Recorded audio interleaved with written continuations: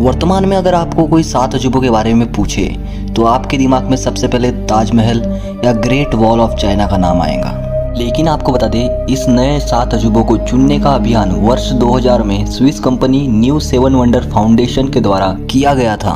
वर्ष 2007 में इन 7 को विजेता के रूप में घोषित किया गया था और हमारे पृथ्वी के 7 अजूबों की वर्तमान सूची में इनका नाम शामिल किया गया। आज के 7 अजूबों की तरह प्राचीन काल में भी 7 अजूबे हुआ करते थे, जिनका वर्णन इतिहास की किताबों में पाया जाता है। यह 7 अजूबे समय के साथ किसी प्रलय, आपदा या युद्ध के कारण नष्ट हो गए। इनमें से कुछ अजूबों की खोज इतिहासकारों ने की है और उन्हें इन पुराने अजूबों के कुछ अवशेष भी मिले हैं, और कुछ अजूबे ऐसे भी हैं जिनके अस्तित्व पर सवाल उठाए जाते हैं। उन प्राचीन काल का एक अजूबा ऐसा भी है जो आज भी अस्तित्व में है और वर्तमान की 7 अजूबों की सूची में उसका नाम शामिल है। तो चलिए इतिहास के इस सफ़र में जानते हैं प्राचीन काल के इन 7 अजूबों के बारे में।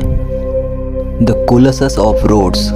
यह सूर्य देवता हेलोसस की विशाल प्रतिमा थी जिसे ग्रीक के शहर रोड्स में बनाया गया था। यह विशाल मूर्ति लीडस के मूर्तिकार चेरस ने बनाई थी। इसे बनाने में लगभग 12 साल का समय लगा था और इसकी ऊंचाई लगभग 33 मीटर थी, जो इसे प्राचीन दुनिया की सबसे ऊंची मूर्त बनाता है।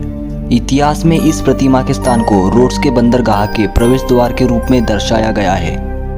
225 से 226 ईसा पूर्व के बीच आए भूकंपों से यह विशाल प्रतिमा ढह गई, लेकिन फिर भी कुछ हिस्से सुरक्षित बच गए थे। इसके बाद 653 में मुस्लिम जनरल मुआविया प्रथम के अरब सेना ने रोड्स पर विजय प्राप्त की और उसके बाद इस प्रतिमा को पूरी तरह से नष्ट कर दिया गया और फिर इसके अवशेषों को बेच दिया गया।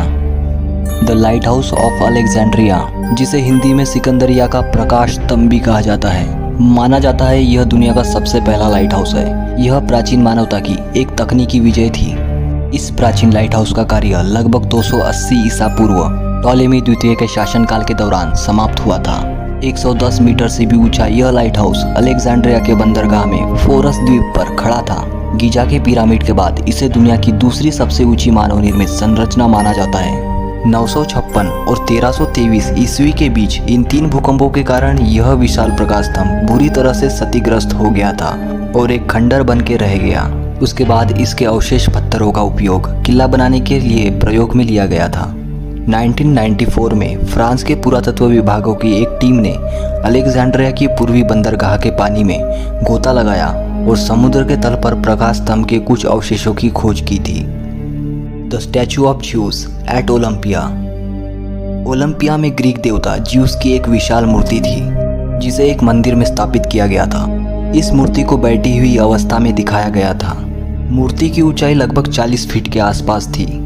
ज्यूस को प्राचीन ग्रीस में आकाश और बिजली का देवता कहा जाता है, जिसे माउंट ओलंपस के देवताओं के राजा के रूप में देखा जाता है। इस मूर्ति का निर्माण ग्रीक मूर्तिकार फिडियस द्वारा 435 ईसा पूर्व के आसपास किया गया था। इस मूर्ति को सोने से बनाया गया था और इसमें हाथी के दांतों के साथ कीमती पत्थरों का भी प्रयोग किया गया था। इसके नष्ट होने के सबूत किसी के पास भी नहीं है, लेकिन कुछ जानकारों के अनुसार 5वीं शताब्दी के दौरान मूर्ति खो गई थी और नष्ट हो गई। इस मूर्ति के अस्तित्व में होने के प्रमाण प्राचीन ग्रीक के किताबों में पाए जाते हैं और इसके रूप का विवरण प्राचीन ग्रीक के सिक्कों से जाना जाता है। द टेम्पल ऑफ आर्टेमिस, जिसे टेम्पल ऑफ डायना भी कहा जाता है, यह एक ग्रीक मंदिर है जो देवी आर्टेमिस का था। आर्टेमिस को वनस्पति और शुद्धता की देवी के रूप में देखा जाता है और रोमन लोग इन्हें डायना के नाम से पहचानते हैं। यह मंदिर प्राचीन शहर इफिसुस में बनाया गया था, जो वर्तमान में तुर्की के सेल्जुक शहर के पास है। यह मंदिर आग, बाढ़ से भी क्षतिग्रस्त हुआ। इसे लोगों द्वारा भी नष्ट किया गया। कहा जाता है इस मंदिर को कम से कम 3 बार फिर से बनाना पड़ा था। हर बार जब इसे फिर से बनाया गया तो यह और भी सुंदर और प्रभावशाली बनता गया। लेकिन जब 262 ईस्वी में इस पर आक्रमण करके मंदिर को नष्ट कर दिया गया था, तो इसके बाद इसे फिर से नहीं बनाया गया। आज भी इस मंदिर के अवशेष मौजूद है। The hanging garden of Babylon.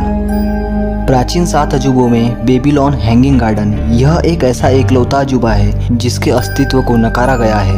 लेकिन अगर यह अजूबा सच में रहा होगा तो ये मानव इतिहास की खूबसूरत इंजीनियरिंग का एक प्रमाण रहा होगा।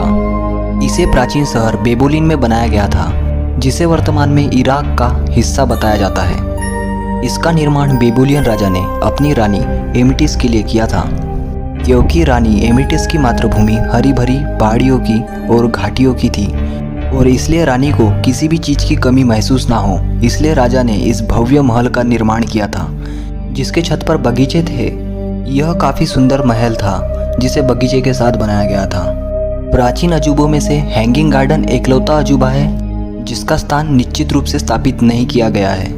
इतिहास में इसका वर्णन कम ही लोगों ने किया है और इसका वर्णन अलग अलग तरीके से पाया जाता है। इसका सटीक स्थान किसी को नहीं पता और ना ही इसके कोई अवशेष मिले हैं। कहा जाता है यह एक प्रलयकारी बाढ़ में नष्ट हो गया था और इसके नष्ट होने की सटीक स्थिति भी किसी को नहीं पता है। लेकिन हैंगिंग गार्डन अगर सच है तो यह प्राचीन इतिहास का सबसे खूबसूरत आश्चर्य रहा होगा।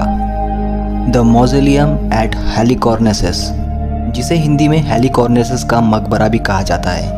353 ईसा पूर्व में मोलोसस की मृत्यु हो गई थी, तो उनके प्यार और सम्मान में उनकी पत्नी आर्टेमिसिया ने इस मकबरे का निर्माण किया था। इसे हेलिकॉर्नेसस, जो वर्तमान में तुर्की का हिस्सा है, वहाँ इसका निर्माण किया गया था। इसे इतना भव्य बनाया गया था कि यह लोगों के लिए एक मिसाल था। इसकी ऊंचाई लगभग 148 फीट बताई जाती है। इस मकबरे के पास मूर्तिकारों ने मूर्तियां भी बनाई थी। यह मकबरा सौंदर्य विजय माना जाता था। 12वीं से 15वीं शताब्दी तक लगातार भूकंपों से यह भव्य मकबरा नष्ट हो गया, लेकिन आज भी आप इसके अवशेषों को म्यूजियम में देख सकते हैं। The great pyramid of Giza.